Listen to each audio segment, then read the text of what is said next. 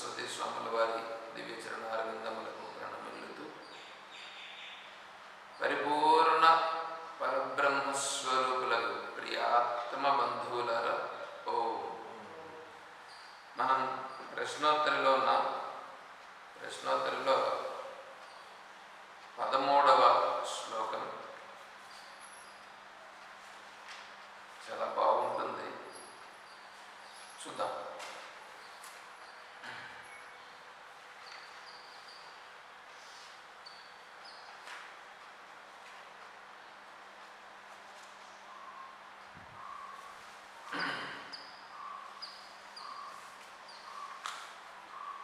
శ్లోకం సరందం. విషాద్విషం కిం విషయా సమస్తా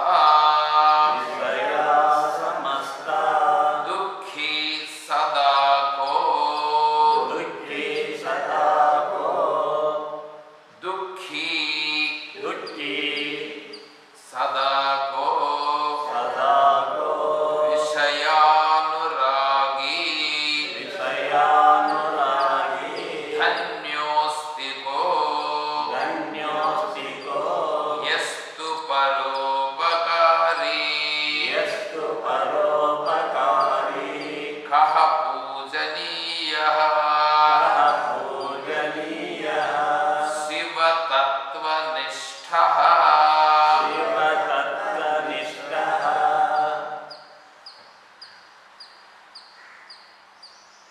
ఇందులో 4 ప్రశ్నలు ఉన్నాయి. ఒక ప్రశ్న అయింది. తర్వాత దుఃఖము, దుఃఖీ సదా ఓ. ఏమండి, దుఃఖము సదా ఉంటుంది. ఎందుకుంటుంది, ఎవరికి ఉంటుంది అనేటువంటిది ఇక్కడ ప్రశ్న. దుఃఖీ సదా కో. అప్పుడే వనితయు కవితయు, వనిత కవిత విత్తం 3 అవి వలపించి రావు. మనం వాటి వెంబడిపోతే అవి రావు. మనం వాటి వెంబడి వినమని అనుకోండి, అవి దొరికినట్లుంటాయి, దొరకవు. అవే వచ్చి మనల్ని బలపిస్తే అవి పో. అది పరిస్థితి. సరే, ఇప్పుడు ఇక్కడ దుఃఖీ సదా ఓ. దుఃఖము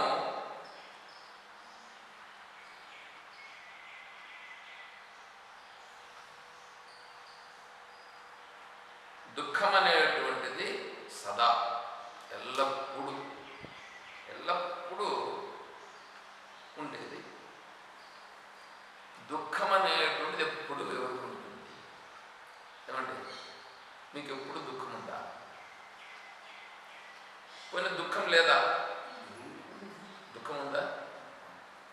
దుఃఖం ఉంది. సరే, ఆనందం కూడా ఉంది. ఆనందము ఉంది, దుఃఖము ఉంది. అంటే దుఃఖం ఎంతసేపు ఉంటుంది, ఆనందం ఎంతసేపు ఉంటుంది?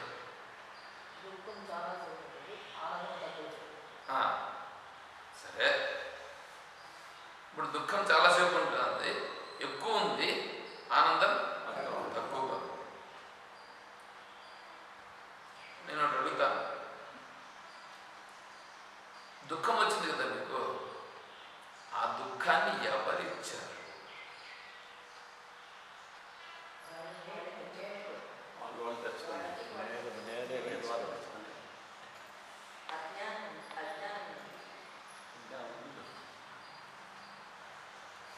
దుఃఖము కలిగింది కదా, ఆ దుఃఖాన్ని ఎవరిచ్చారు? దేవుడిచ్చాడా?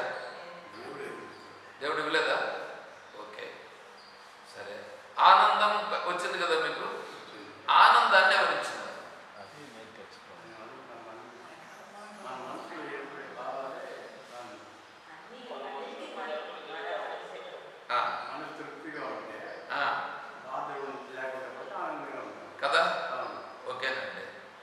బాగానే చెప్తున్నారు.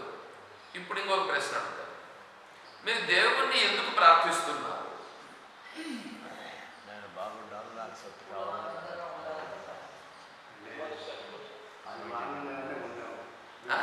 ఆనందంగా ఉన్నాం, కానీ దేవుడు ప్రార్థిస్తూ ఉన్నామంటే దాన్ని ఏదో కోరికతో ప్రార్థిస్తూ ఉండేది కాదు.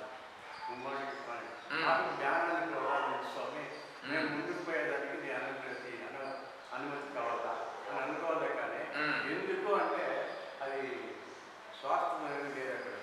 అది ఒకప్పుడు ఉండింది. సరే సరే, ఇంకోసారి మీ ఉపన్యాసం చాలు ఉండండి. చాలు, మిగతా వాళ్ళు కూడా చెప్పనే.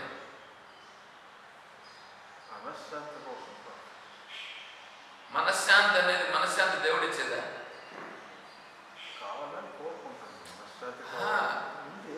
మనశ్శాంతిని ఇప్పుడు మీరు అన్నారు కదా, మనశ్శాంతిని దేవుడు ఇవ్వగలడా? ఎందుకంటే ఇక్కడ మనం ఆలోచించాలండి. ఇదివరకు దేవుడే ఇంపార్టెంట్ సార్. మీరు అనుకున్నది మీరు చెప్పండి. మీరు అనుకున్నది మీరు చెప్పండి. ఎందుకంటే దేవుడే మొత్తం భగవంతుని శాంతి కావాలని కోరుకుంటారు. ఇప్పుడు తమరు వచ్చినప్పుడు వచ్చి ఉద్దేశించి సరే ఓకే, నేనేమంటానంటే మీరు గుర్తించడం కావాలి. అంటే మీరు ఇంతకు ముందు అనుకున్నది అయితే మీరు చెప్తున్నారు. ఓకే, నేను కాదని నేను చెప్పట్లేదు, అది అనుకున్నాం. కానీ అదే సత్యమా కాదా అనేది ఇప్పుడు తెలుసుకుని దాని ప్రకారం కదా మనం ముందుకు వెళ్ళాలి అనా. అంటే మనశ్శాంతిని దేవుడు ఇవ్వలేడు. అంటే మన మనస్సుని శాంతిగా పెట్టుకోవడం ఎవరి నుంచి అవుతుంది? నా నుంచినే అవుతుంది. అవునా? దుఃఖాన్ని దేవుడు ఇవ్వలేదు, మీరే చెప్పారు. ఇప్పుడు ఆనందాన్ని దేవుడు ఇవ్వలేదు, మనశ్శాంతిని కూడా దేవుడు ఇవ్వలేడు. కానీ మనం దేవుని దగ్గరికి వెళ్ళి కోరుకుంటున్నాం. మనశ్శాంతిని కావాలని కొంతమంది కోరచ్చు, దుఃఖం పోగొట్టాలని కొంతమంది కోరచ్చు, ఆనందం కావాలి అని, ఆనందాన్ని ఇవ్వమని దేవుణ్ణి కోరవచ్చు. ఇప్పుడు వీరు చెప్తున్నారు, ఏ కోరిక లేకుండా నేను దేవుణ్ణి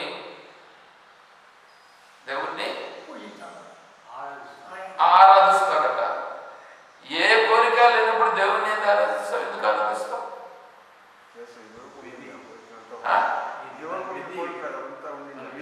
ఆనందం కావాలా, శాంతి కావాలా, డబ్బు కావాలా, అన్ని కోరికలు భగవంతుడే కోరుతూ ఉంటాడు. తమరు ఉపదేశం తర్వాత మొత్తం ఏమి లేదు. అదే దేవుణ్ణి ఆరాధిస్తున్నామనంటే దేవుని వల్ల నీకు ఏదో ఒకటి ఉంటేనే ఆరాధిస్తావు. దేవుణ్ణి ఆరాధిస్తే నాకు సంతోషం అనన్నా నీకు అనిపిస్తేనే నువ్వు ఆరాధిస్తావు. అంటే నీకు సంతోషం కలిగేదానికి దేవుణ్ణి ఆరాధిస్తున్నావు. ఏమంటే నేను మిమ్మల్ని పూజ చేయొద్దని చెప్పట్లేదు, దేవుణ్ణి ఆరాధించొద్దని చెప్పట్లేదు, గుళ్ళకు వెళ్ళొద్దని చెప్పట్లేదు, తీర్థయాత్రలకు పోవద్దని నేను చెప్పట్లేదు. ఇక్కడ తత్వం ఉంది కాబట్టి తత్వ విచారంలో తత్వాన్ని మనం విచారిస్తున్నాం. ఏమంటే ఇక్కడ ఏంటంటే ఆచార్యుల వారిని ప్రశ్న అడిగాడు. దుఃఖము సదా ఎప్పుడు దుఃఖం నాకు ఎక్కువగా ఉంది మహాత్మా, ఈ దుఃఖం అనేటువంటిది ఎందుకు వచ్చింది? ఈ దుఃఖాన్ని పోగొట్టుకోవడానికి నేను దేవుణ్ణి ఆశ్రయించాలా లేదా దేవుని ఆశ్రయించాలా? ఎందుకంటే పొద్దున్నే కళ్ళు తెరిచినప్పటి నుండి మళ్ళా రాత్రి గాఢ నిద్ర లేకపోయేటంత వరకు దుఃఖం అనేటువంటిది తారసపడుతూనే ఉన్నది. ఇప్పుడు ఈ దుఃఖము నుండి నేను బయటపడే విధానము ఎలా అని దేవుణ్ణి ప్రార్థిస్తే పోతుందా లేదా ఎవరన్నా చేస్తే పోతుందా? ఎందుకంటే ప్రతి ఒక్కరు దుఃఖము పోగొట్టుకున్నట కొరకే ప్రయత్నము చేయుచున్నారు. అది ధనము వల్ల దుఃఖం పోతుందని కొంతమంది భావిస్తుంటారు. ధనం ఉంటే కావలసినవన్నీ వస్తాయి, సంపాదిస్తాం. అనుభవిస్తాను, నేను దానివల్ల ఆనందాన్ని అనుభవిస్తానని అనుకుంటూ దానికోసం పరిగెడుతుంటాను. కానీ అది సత్యము కాదు. సత్యం ఏమిటో విచారిద్దాం. సత్యం ఏమిటో మనం విచారిద్దాం. ఏమంటే దుఃఖము ఎందుకు కలుగుతుంది అనేది మనం చూసాం. మనం మీరు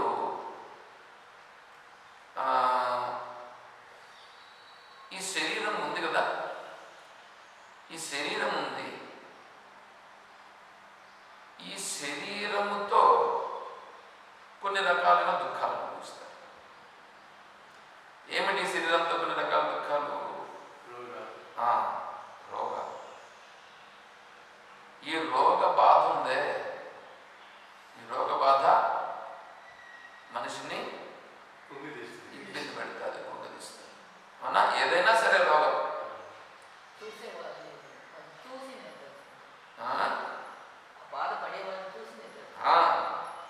బాధపడుతున్నారు కదా, బాధపడుతున్నారు.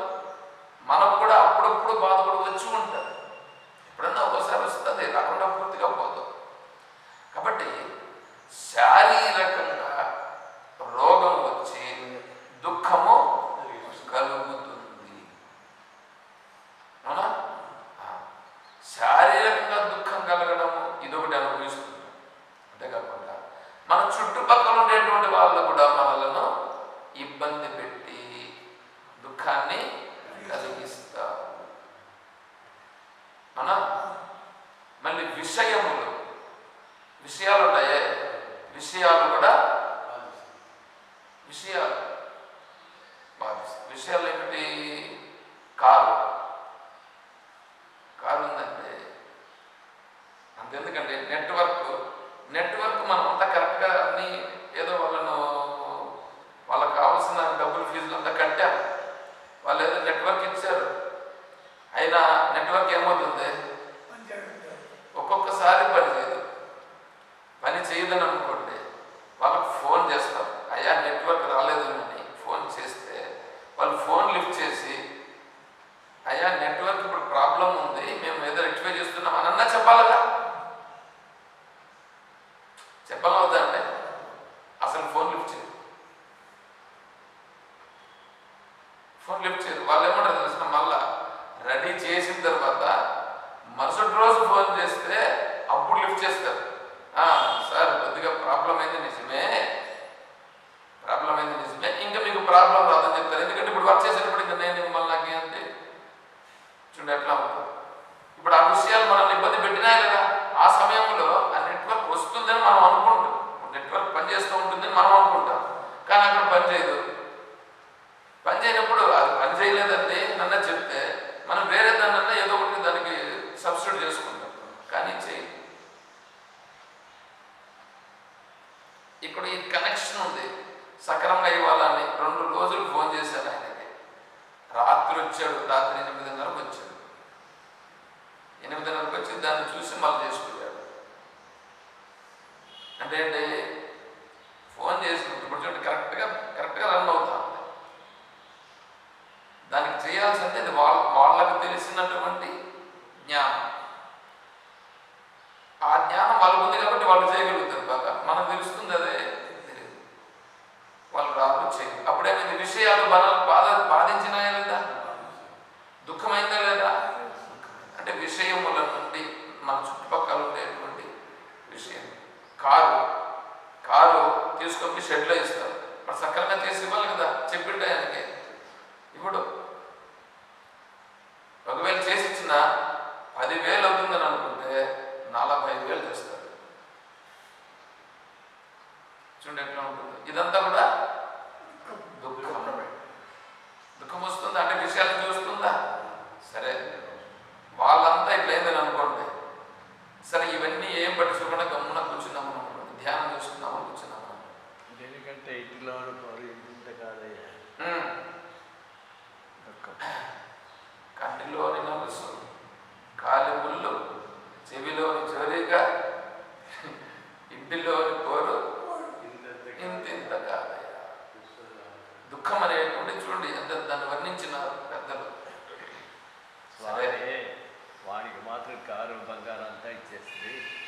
నాకేమీ లేదు, నేను నీకేం తోసం.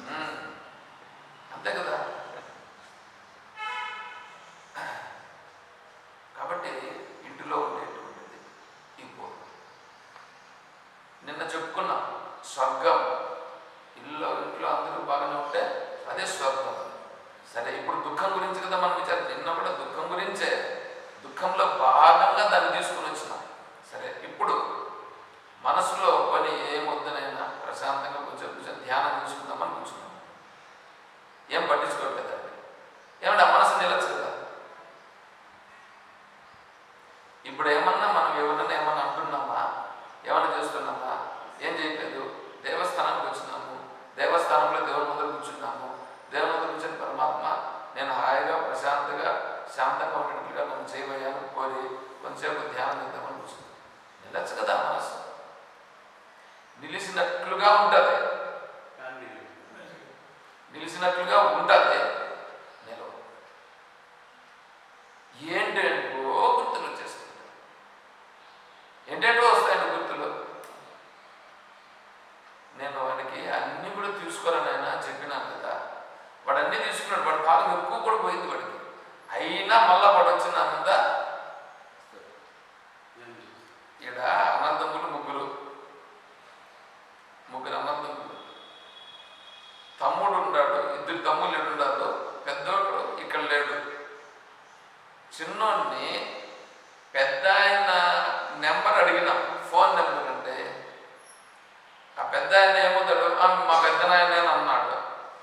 సరే ఫోన్ నెంబర్ ఇవ్వయా కొద్దిగా మాట్లాడాలని అంటే ఆయనకు మాకు సంబంధం లేదంటే, కాంటాక్ట్స్ లేవు. మళ్ళీ అయినా వాళ్ళకు సంబంధించినట్టు కదా. నిన్న జరిగిన విషయం చెప్తున్నా. ఫోన్ నెంబర్ అంటే ఫోన్ నెంబర్ ఇస్తే ఏం పోతుందో చెప్పండి. ఫోన్ నెంబర్ కూడా పెట్టుకోలేదు అంటే ఎంత మానసికంగా ఉన్నారు చెప్పండి. ఇట్లాంటి వాళ్ళు వచ్చారనుకోండి ఆశ్రమానికి, వాళ్ళకి ప్రశాంతత ఉంటుందా? వాళ్ళకేం ప్రశాంతత ఉండదు. కానీ వాళ్ళు కూడా అప్పుడప్పుడు దేవస్థానానికి వస్తారు, ఎప్పుడన్నా ఆశ్రమానికి కూడా వస్తారు, ఎప్పుడన్నా ఇట్లా విచారణ కూడా రావచ్చు కూడా చెప్పలేము. వచ్చినారు కూర్చున్నాడు దేవుని దగ్గర. కొబ్బరికాయ కొడతాను అనుకోండి, కొబ్బరికాయ కొడితే కూడా ఆ కొబ్బరికాయ కొట్టినప్పుడు పై చిప్ప కింద చిప్ప 2 ఉంటాయి కదా. ఆ పై చిప్ప ఇక్కడ ఉండే వాళ్ళకి, కింద చిప్ప యజమానికి. కింద చిప్ప ఉంది అది యజమానికి, పైన వస్తుంది అదే ఇక్కడ ఉండేటువంటి పూజారు ఎవరో దీనికి సంబంధించి తీసుకుంటారు. ఒకసారి ఏమైందంటే, నేను మా ఊర్లో గంగమ్మ దగ్గర టెంకాయ కొట్టేదాన్ని పిలిచాను. నన్ను పిలిచాను, నేను చిన్నపిల్లవాడిని. మా టెంకాయ కాదు, వేరే వాళ్ళ టెంకాయ. వాళ్ళు కొట్టేదానికి వాళ్ళు ఏదో ప్రాబ్లం అని ఏదో నన్ను పిలిచారు. నేను కొడితే నేను కరెక్ట్గా సగాలు కొట్టినా. కరెక్ట్గా సగాలు కొడితే ఏమవుతుంది, 2 కరెక్ట్గా ఇట్లా ఇదైనా 2 అయినాయి. దీంట్లో ఈ పైన ఉండే చిప్ప వాళ్ళు వీళ్ళు ఎత్తుకున్నారు, కింద ఉండే చిప్ప యజమాని ఎత్తుకున్నారు. కింద ఉండే చిప్ప యజమాని ఎత్తుకున్నాడు కదా, యజమాని కొట్లాడుతున్నాడు. ఏమంటే గొప్ప పైన ఉండేది కింద ఉండేది, జుట్టు ఉండేది, అది జుట్టు ఉండేది కిందది, జుట్టు ఉండేది కిందది. ఈ జుట్టు ఉండే చిప్ప యజమానికి, పైన ఉండే చిప్ప వీళ్ళు పోతుంది. ఇప్పుడు ఆయన అంటున్నాడు, చిప్ప ఎంత పెద్దది కొట్టేసి ఎంత పోయిందో చూడు. పైన ఉండే చిప్ప సగానికి కదా కొట్టిన, మామూలుగా చిన్నదిగా కొట్టాలి, చిన్నదిగా కొడతారు వీళ్ళు. ఆ పై చిప్పని సగాన్ని కొట్టినాం కాబట్టి, సగం అయింది కాబట్టి ఆ సగం ఉండేది ఇక్కడ పోయింది కదా. అందుకని ఆ టెంకాయ తీసుకునింది 15 రూపాయలు ఇచ్చి తీసుకున్నాడు. 15 రూపాయలు ఇచ్చి టెంకాయ తెస్తే సగం చిప్ప ఎన్నే పోయిందే, కొట్లాట.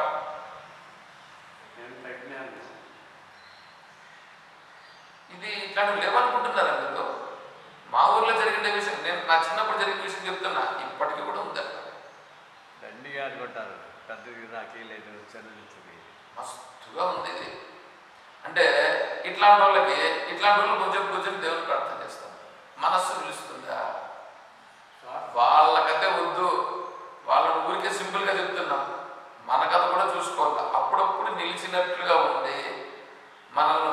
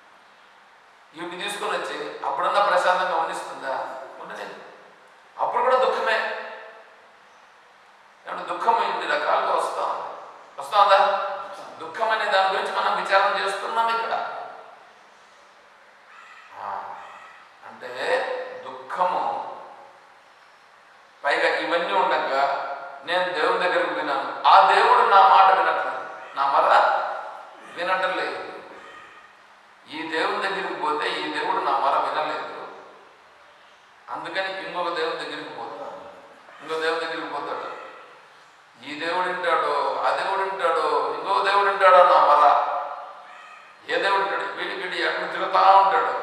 ఏదో ఒక టైంలో వీడికి కొంచెం శాంతి కలుగుతుంది, అప్పుడు ఒక దేవుని దగ్గరికి వింటాడు. చూసారా, ఈ దేవుడు ఇప్పుడు పవర్ఫుల్, ఈ దేవుడు పవర్ఫుల్ అంటే మన దృష్టి. అందుకని వాడు అంటాడు, ఏ దేవుడు నా దీన్ని తొలగించలేదు, ఈ దేవుడు తొలగించినాడు.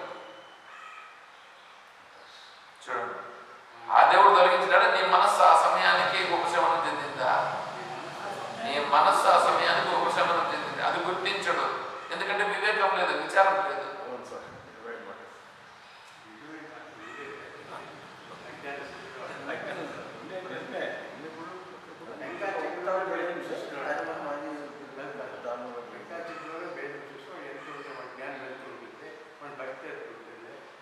అవును, ఏమనుకుంటున్నారు మీరు? మీ ఊర్లో చూపించమంటావా నన్ను?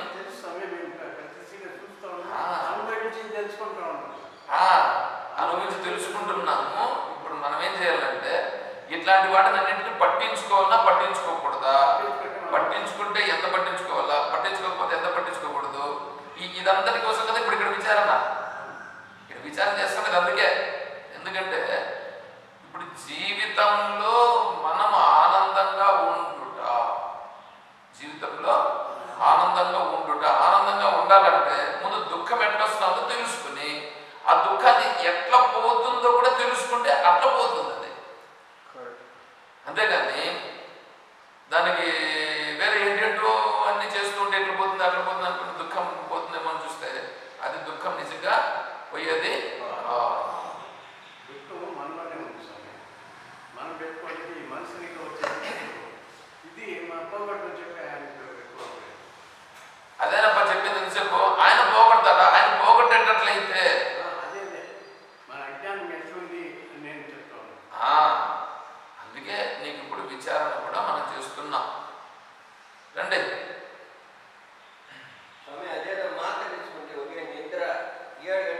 పర్లేదు కూర్చోండి. వచ్చేదాన్ని కదా స్నానం చేసి అన్ని ఇబ్బందికి ఇబ్బంది అయిపోయాయి. కూర్చోండి.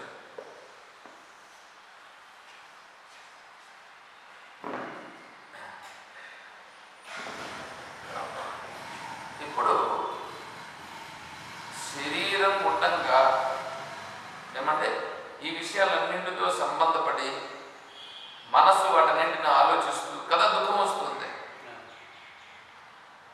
బాగా ఆలోచించండి. శరీరం ఉండగా దుఃఖం వస్తుందా, శరీరం లేకుండా ఉన్నప్పుడు దుఃఖం వస్తుందా?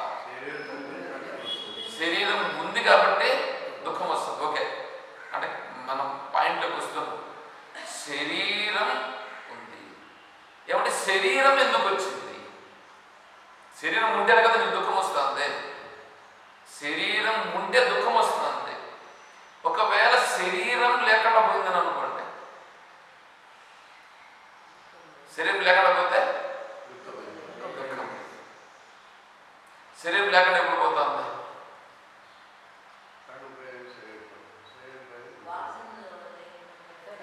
శరీరము నిద్రలో, గాఢ నిద్రలో శరీరం లేకుండా పోతాం. గాఢ నిద్ర ఉందిగా, గాఢ నిద్రలో నీకు శరీరం తెలుస్తా ఉందా? లేదు. గాఢ నిద్రలో శరీరము లేదు, మనస్సు లేదు. బాగా ఆలోచన చేయండి. గాఢ నిద్రలో శరీరము లేదు, మనస్సు కూడా లేదు, రెండూ లేవు. అప్పుడు నీకు దుఃఖం ఉందా? దుఃఖము నీ మీద వేసినా నీకు లేదు. అవునా? అంటే శరీరము మనస్సు ఈ రెండింటి వలన దుఃఖం ఉన్నది. ఈ శరీరము మనస్సు ఇవి రెండింటి వలన దుఃఖం వస్తూ ఉన్నది. శరీరము మనస్సు గాఢ నిద్రలు లేవు, అప్పుడు ఆనందం ఉన్నది. అప్పుడు ఆనందం ఎక్కడి నుంచి వచ్చింది? చూడండి పాయింట్ ఎట్లా వస్తుంది. సరే, విచారం చేద్దాం దాని గురించి. ఇప్పుడు ఈ శరీరము ఉండగా శరీరముతో విషయాలతో సంబంధపడి ఉన్నాగా, ఆ విషయాలతో సంబంధపడినప్పుడు ఆ విషయాలలో అన్ని పనులు మనం చేస్తున్నామా?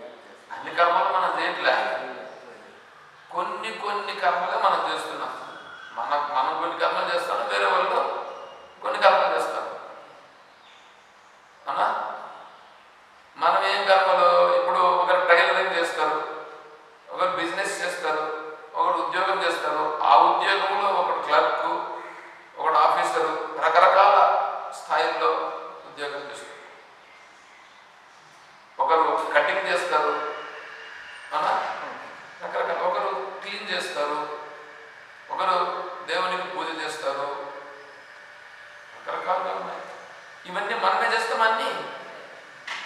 అన్ని మనమే చేస్తామా? ఏదో ఒక్కొక్కరు ఒక్కొక్క కర్మ చేస్తారు.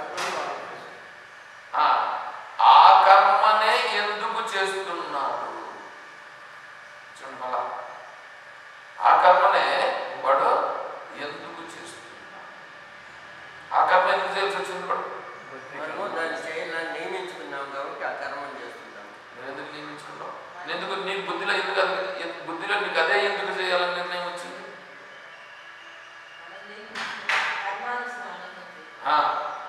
అంటే చెప్పండి, నీ బుద్ధిలో అదే చేయాలి. మీరు పోస్ట్ మాస్టర్గా ఉన్నారు, మీరు పోస్ట్ మాస్టర్గా ఎందుకున్నారు? ఏ స్టేషన్ మాస్టర్గా ఉండొచ్చుగా. ఉండొచ్చు. మనం దాంట్లో నువ్వు ఎందుకు అక్కడ నియమితమైనావు? నేను అడుగుతున్న ప్రశ్న అది. స్టేషన్ మాస్టర్గా కాకుండా పోస్ట్ మాస్టర్గా ఎందుకు నియమితమైనావు?